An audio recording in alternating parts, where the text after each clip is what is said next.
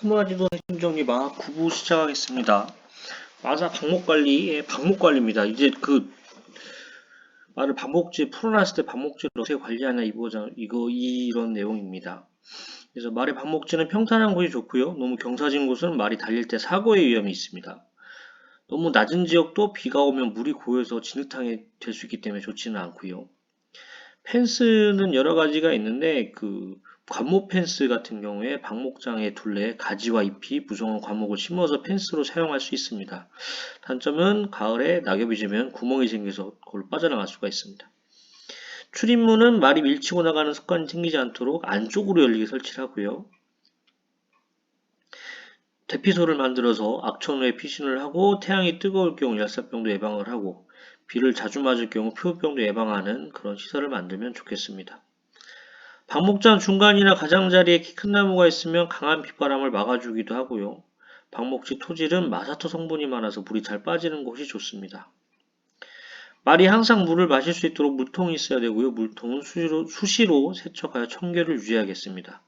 물통은 녹슬지 않는 비철금속 재질로 하며 땅을 파고 콘크리트 구조물을 설치하기도 합니다. 말의 영양과 사양, 소화기관의 특성과 조화 부분입니다. 말의 타액, 침에는 전분 요소인 아밀라아제가 포함되어 있지 않습니다. 사람 침에는 아밀라아제가 있잖아요. 말의 침에는 포함되어 있지 않습니다. 그래서 탄수화물 분해 효소인 아밀라아제가 없다. 이 부분 챙겨보시면 좋을 것 같고요. 말의 위는 전체 소화장기의 10% 정도로 체중에 비해 작아 조금씩 여러 번 나눠서 섭식 활동을 합니다. 가스트린은 위벽에서 위산, 염산과 단백질 분해해서 펩신의 전구물질인 펩시노겐 분비를 촉진을 합니다. 그래서 위산이 펩시노겐을 펩신으로 전환을 시킵니다.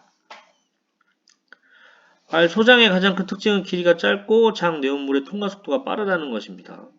소장은 소장 상피세포에서 흡수된 당류와 아미노산은 모세혈관과 가문맥을 통해 간장으로 이동을 합니다. 대장에서는 섬유소 및 소장에서 소화되고 남은 전분이나 단백질들이 미생물 발효에 이용됩니다. 대장은 맹장, 결장, 직장으로 구분되며 미생물 활동에 의한 소화는 대부분 맹장과 결장에서 일어납니다. 공유, 전분 사료를 다량 공급할 경우 소장에서 모두 소화되지 못하고 상당량이 대장으로 유입됩니다. 대장에서는 전분을 분해하기 위한 젖산 미생물 활성이 증가하고요. 젖산 함량 증가는 장 내용물의 pH 저하, 배알이나 제염엽 발생의 원인이 됩니다. 풀 위주의 사양을 하고 공유 사료는 최소화하면서 여러 번에 나누어 주는 것이 좋습니다.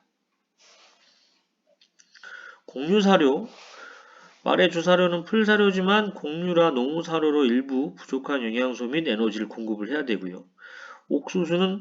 옥수수는 조단백질과 라이신 함량은 낮으나 귀리나 보리보다 가소화 에너지는 높습니다. 소맥피는 인 함량이 높고 대부분 피틴태이기 때문에 단독으로 공급하면 안됩니다. 공유를 통한 전분의 다량 공급은 배앓이를 발생시킬 수도 있고 심하면 제어염의 원인이 되기도 합니다. 참고로 대두박이 조단백질 함량이 가장 많은 사료가 되겠습니다. 말의 영양과 사양, 위에서의 비정상적인 발효는 풀사료보다 농우사료를 다량 공급할 때 많이 나타나겠습니다. 그래서 풀사료는 위를 팽창시키고 위산의 분비를 자극해서 위 내용물의 pH를 낮춥니다. 그래서 미생물의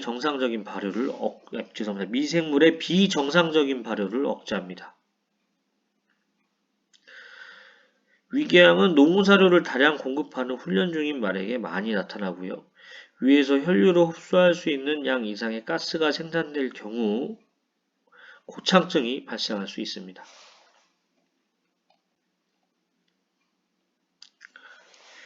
말의 대장에서 미생물 발효에 의한 에너지 생산 과정입니다. 전 이 부분 좀 어렵더라고요.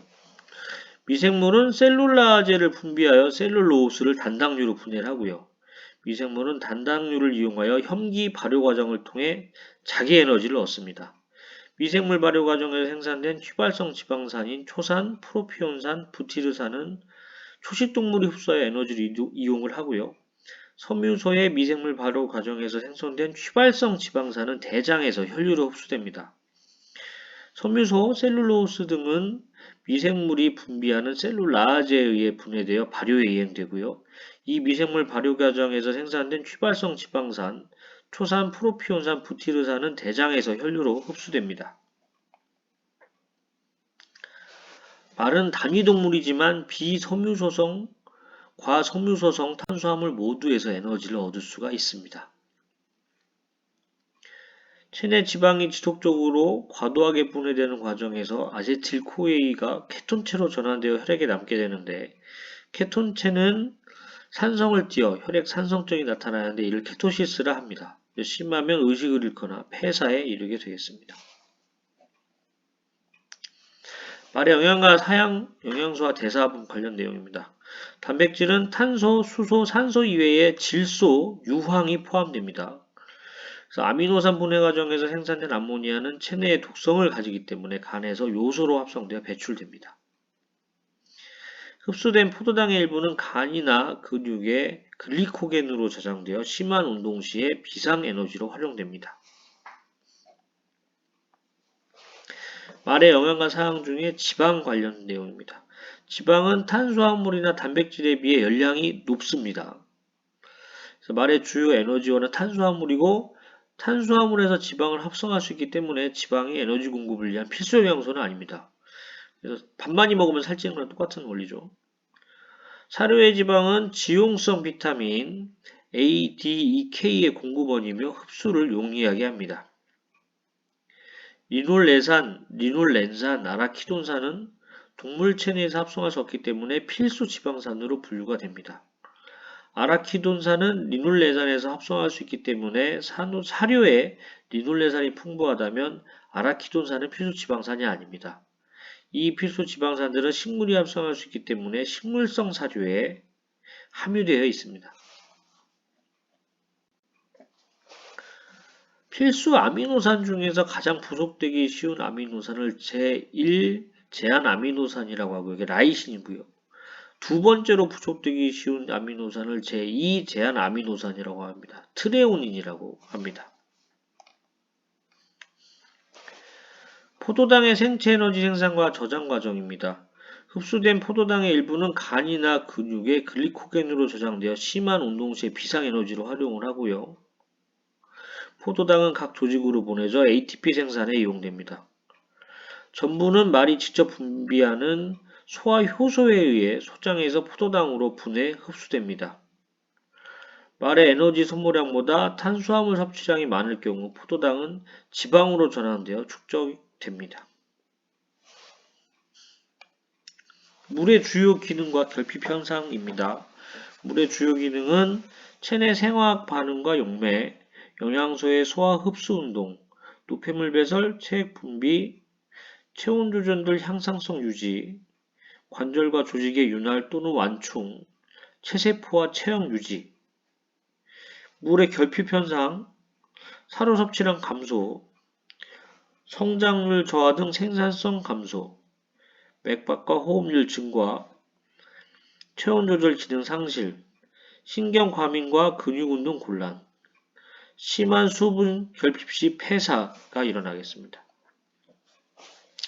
말의 영양과 사양 비타민, 단백질, 지방, 탄수화물 대사의 조효소로 작용함으로써 영양소 이용 효율을 높여 성장률이나 사료 효율을 향상시킨다. 또한 항병성을 높여 여러가지 질병을 예방을 한다. 용해성을 기준으로 지용성과 수용성으로 구분됩니다. 티아민 B1, 수용성이죠. 결핍 시 식욕부진, 운동실조, 각기병. 엽산 B9, B9, 수용성이고요. DNA, 퓨린, 메타오닌 합성 반응에 관여합니다. 청초, 알파파, 건초 등 풀사료에 함유가 되어 있습니다. 비타민 D, 지용성 비타민이고요. 피부에서 자외선 합성으로 공급되고 피부에 햇빛에 노출 시 결핍이 없습니다. 구루병과 성장지연에 문제가 있습니다. 수용성 비타민은 C하고 비타민 B그룹을 말하고요. 나머지는 다 지용성이다. 이렇게 생각하시면 문제 풀 때 도움이 되실 겁니다. 지용성 비타민의 기능과 결핍. 지용성 비타민은 지방처럼 탄소, 수소, 산소로만 구성이 되어 있습니다. 저 산소를 질소로 바꿔서 문제를 냈을 거예요. 탄소, 수소, 산소로만 구성이 되어 있고요. 지방류나 유기용매는 녹지만 물에 녹지 않습니다. 그래서 지용성 비타민은 식물체에서 비타민 전구 물질 형태로 존재하고 동물이 섭취하여 비타민으로 전변됩니다. 지용성 비타민은 체내에서 지방과 함께 저장될 수 있음. 그리고 단기간 지용성 비타민이 부족한 사료를 공급하더라도 결핍증이 바로 나타나지 않습니다. 대신에 수용성 비타민은 체내에 저장하지 못하고 오줌으로 바로바로 배출되기 때문에 매일 필요한 만큼 섭취를 해야겠습니다. 비타민 D는 햇빛에 노출 시 자외선 조사에 의해 피부에서 합성이 됩니다. 그래서 비타민 D가 결핍된 사료를 공급하거나 말이 장기간 햇볕에 노출되지 않을 경우 칼시트리올 합성이 억제되어 골격 발달에 영향을 줄 수가 있습니다.